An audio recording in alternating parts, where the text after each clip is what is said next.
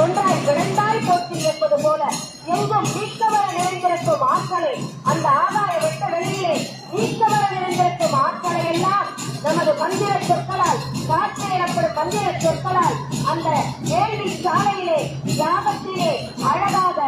வேள்வி சாலையில் அக்கினி குண்டங்கள் வளர்க்கப்பட்டு அந்த அக்கினி அங்கே வளர்க்கப்பட்டு அதன் மூலமாக மந்திரங்களை காற்றில் உச்சாரணம் செய்து அங்கே வைக்கப்பட்டுள்ள கலசங்களில் உள்ள நீர்களில் அந்த மந்திரம் உருவேற்றப்பட்டு அந்த கலச நீரானது நமது பஞ்சபூதங்கள் நிறைந்த கற்களை நாம் இறைவன் திருவுருவச் சிலைக்கு அபிஷேகம் செய்யப்பட்டு இந்த கும்பாபிஷேகமானது வெகு விமரிசையாக நடைபெற உள்ளது.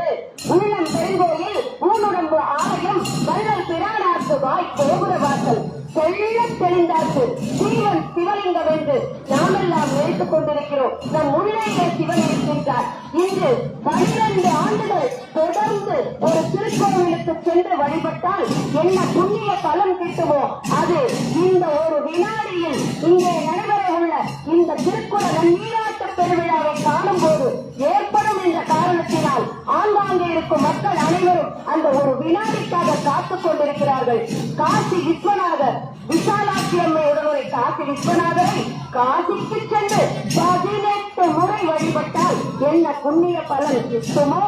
அதை போலவே திருவண்ணாமலையிலே உரைகின்ற நினைத்தால் முக்தி பெறக்கூடிய நமது உண்ணாமலை அம்மை உடனவர் அண்ணாமலை பெருமானை தொடர்ந்து 8 முறை சென்று வழிபட்டால் என்ன புண்ணிய பலன் கிட்டுமோ அதை போலவே சிவகாமி அம்மை உடனுரை நடராஜ பெருமான் அந்த அம்பலவாணன் அந்த தில்லை கூட்டல் அந்த குந்திர பாதனை சென்று 3 முறை வழிபட்டால் என்ன புண்ணிய பலன் கிட்டுமோ அது இங்கே உரைகின்ற நமது திரு பாதை புலியூரில் உரைகின்ற பெரிய நாயகியாம் அருந்தவ நாயகியாம் கோதை நாயகியாம் பிரகன் நாயகி அம்மை